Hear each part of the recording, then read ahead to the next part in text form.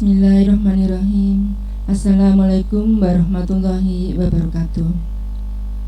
Anak-anakku semuanya, syukur alhamdulillah pada pagi hari ini kita ketemu kembali, tentunya dalam keadaan sehat walafiat, tak kurang suatu apa, dan semoga kita semuanya selalu dalam lindungan Allah Subhanahu wa taala. Anak-anakku semuanya, sampai dengan pagi hari ini sistem pembelajaran masih menggunakan daring. Karena apa? Karena di sekitar kita masih ada wabah corona, ya. Oleh sebab itu masih menggunakan sistem daring, dan kami mohon dengan daring ini tidak menjadikan kalian bermalas-malasan, tapi justru harus makin bersemangat, terutama untuk banyak membaca buku sendiri. Karena Bapak Ibu guru dalam memberikan materi itu sangat terikat oleh waktunya sangat terbatas, ya. Oleh sebab itu kalian harus banyak membaca sendiri di rumah. Kemudian mengenai literasi anak-anakku, itu juga sangat penting, tolong supaya dikerjakan tiap hari. Terus mengenai mengikuti pembelajaran ini, tolong supaya diikuti sampai akhir, sehingga sampean tahu setelah akhir pelajaran itu ada tugas atau tidak. Karena apa? Nyataannya kemarin ketika ada tugas itu banyak yang tidak tahu dan tanya tugasnya apa. Itu menunjukkan kalau sampean tidak mengikuti sampai dengan akhir pelajaran, gitu ya. Jadi mulai saat ini tolong semuanya saja supaya mengikuti sampai dengan akhir pelajaran. Dan sebelum kita mulai pelajaran, kita berdoa terlebih dahulu seperti biasa, ya. Doa belajar. Bismillahirrahmanirrahim. Raditu billahi robba wa bil islami dinna wa bi muhammadin nabiyya wa rasulah. Rabbi zidni ilma wa yuqni fahma bi rahmatika ya arhamar rahimin. Amin ya rabbal alamin. Berdoa selesai. Anak-anakku, sekarang kita menginjak bab 4, yaitu mengenai kehidupan masyarakat Indonesia sejak awal kemerdekaan hingga masa reformasi.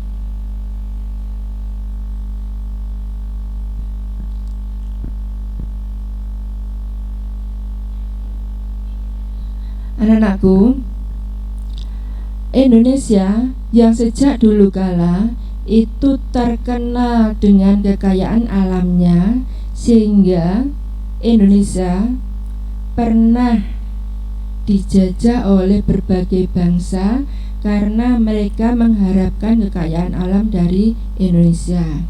Nah, oleh sebab itu anak-anakku, sampean semuanya tugasnya adalah menjaga Indonesia ini jangan sampai kedatangan tamu yang tidak diundang, begitu ya. Nah, ini mengenai tujuan pembelajaran. Jadi sebelum dimulai belajar itu ada tujuannya. Di antaranya yaitu setelah membaca informasi dari berbagai literatur, peserta didik mampu menjelaskan perubahan dan kesinambungan bangsa Indonesia sejak kemerdekaan hingga masa reformasi secara kronologis, ya. Terus yang kedua, setelah berdiskusi. Lah ini karena sampean sistemnya daring, jadi tidak perlu berdiskusi individu saja. Peserta didik mampu mendeskripsikan dampak perubahan dan kesinambungan sejak masa kemerdekaan hingga masa reformasi bagi kehidupan masyarakat Indonesia dengan cermat. Peserta didik mampu menganalisis secara kronologis perubahan dan kesinambungan masyarakat Indonesia sejak masa kemerdekaan hingga masa reformasi. Yang terakhir, peserta didik mampu menyajikan majalah dinding mengenai perkembangan kehidupan masyarakat Indonesia sejak awal kemerdekaan hingga masa reformasi dengan baik. itu bila diperlukan ya anakku. Kita lanjut.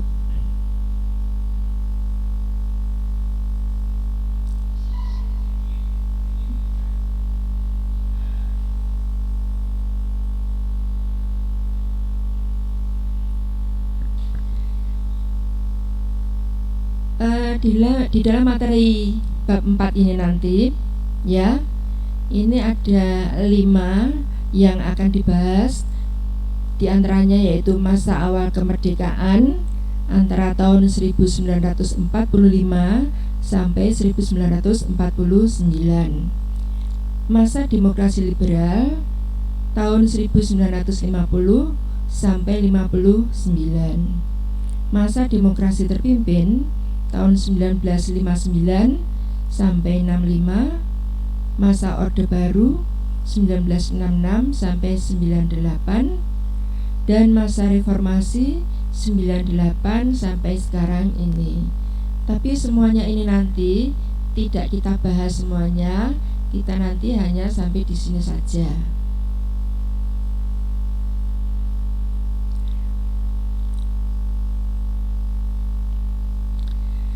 Anak-anakku semuanya, kemarin sebelum Indonesia merdeka, yang terakhir menjajah Indonesia itu adalah Jepang, gitu ya, Jepang.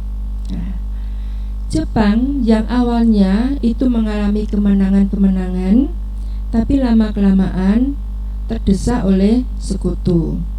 Nah, apalagi pada akhir masanya banyak rakyat Indonesia itu yang memberontak kepada Jepang. Makanya untuk meredam kemarahan rakyat, Jepang mulai berjanji bahwa Indonesia akan diberikan kemerdekaan. Nah, ini dibuktikan dengan dibentuknya BPUPKI, kepanjangan dari Badan Penyelidik Usaha-Usaha Persiapan Kemerdekaan Indonesia. Itu ya. Tugas badan ini adalah menyiapkan segala sesuatu yang berkaitan dengan kemerdekaan Indonesia. Itu ya. Nah, juga sejak itu Indonesia boleh mengibarkan bendera merah putih yang didampingi oleh benderanya Jepang. Sekarang BPUPKI mulai mengadakan sidang. Sidang pertama itu membahas masalah dasar negara Indonesia. Itu ya, membahas masalah dasar negara Indonesia yang akhirnya menghasilkan Piagam Jakarta. Ya, itu yang pertama. Yang kedua yaitu membuat dasar negara Republik Indonesia yang terkenal dengan Undang-Undang Dasar. Itu ya, itu yang dilakukan oleh PKI dan membawa hasil. Karena membawa hasil sehingga BPUPKI dilebur menjadi PPKI. Karena apa? Karena di dalam BPUPKI itu masih ada orang Jepangnya, sehingga sedikit banyak Jepang masih mencampuri urusan Indonesia, gitu ya. Makanya akhirnya Indonesia mengusulkan supaya BPUPKI dilebur menjadi PPKI dengan alasan tugas BPUPKI sudah selesai. Berikutnya adalah ini mengenai PPKI. Ternyata pembentukan PPKI ini pun juga disetujui oleh Jepang. PPKI kepanjangan dari Panitia Persiapan Kemerdekaan Indonesia ya. Yang tugasnya yaitu mempersiapkan segala sesuatu yang berkaitan dengan pemindahan kekuasaan dari tangan Jepang ke tangan Indonesia.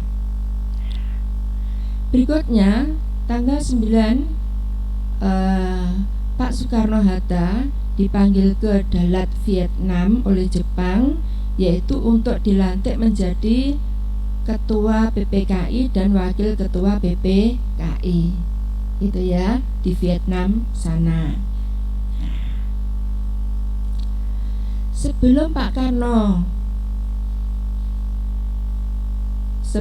Karno sampai di Indonesia pada tanggal 14 Agustus, rakyat Indonesia mendengar kabar bahwa Jepang telah menyerah tanpa syarat kepada sekutu.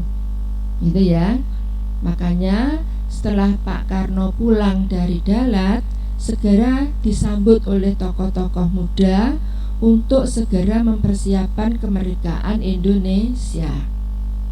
Tapi ternyata setelah terjadi perundingan, Pak Karno tidak menyetujui untuk segera memproklamasikan kemerdekaan Indonesia, karena Jepang kemarin sudah berjanji bahwa kemerdekaan Indonesia itu akan dilaksanakan pada tanggal 24 Agustus 1945.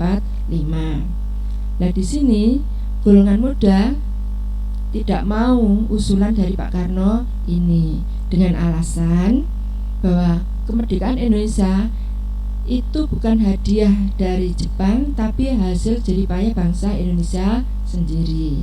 Yang kedua, karena mumpung Indonesia dalam keadaan vacuum of power, yang artinya kekosongan kekuasaan. Maksudnya, walaupun Jepang masih tinggal di Indonesia, beliau tidak punya kuasa lagi. Yang punya kuasa adalah sekutu. Dan sekutu waktu itu belum sampai di Indonesia. Jadi untuk sementara waktu Indonesia tidak ada yang menguasai. Maka kesempatan ini dimanfaatkan untuk segera memproklamasikan kemerdekaan Indonesia. Tapi karena Pak Karno tetap pada pendiriannya, yang mana proklamasi harus dibicarakan dulu dalam sidang PPKI. Lah karena golongan muda tidak mau menunggu lama, akhirnya mengambil jalan pintas, yaitu mengamankan Pak Soekarno-Hatta dibawa ke Rengas Dengklok ini ya, yang terkenal dengan peristiwa Rengas Dengklok. Di Rengas Dengklok, Pak Karno-Hatta dan tokoh-tokoh muda kembali mengadakan perundingan, tapi tetap tidak membuahkan hasil, begitu ya. Nah, baru sore harinya ketika Pak Ahmad Subarjo datang ke Rengas Dengklok dan menyatakan bahwa Jepang memang benar-benar telah menyerah kepada sekutu. Lah, mendengar berita ini, akhirnya Pak Karno bersedia mengadakan proklamasi secepatnya. Ini terjadi pada tanggal 16 Agustus ya. Nah, setelah Pak Karno berjanji, akhirnya Pak Ahmad Subarjo menemui golongan muda dan menyatakan bahwa Pak Karno bersedia untuk berproklamasi besok pagi. Awalnya golongan muda tidak percaya begitu saja, sehingga Pak Ahmad Subarjo menjanjikan, kalau besok pagi tidak diadakan proklamasi, jaminannya adalah nyawa saya sendiri. Begitu kata Pak Ahmad Subarjo. Nah, mendengar berita ini, sehingga golongan muda membebaskan Pak Soekarno-Hatta. Begitu dibebaskan, beliau meninggalkan Rengas Dengklok, kemudian mencari tempat di mana tempat yang cocok untuk merumuskan naskah proklamasi.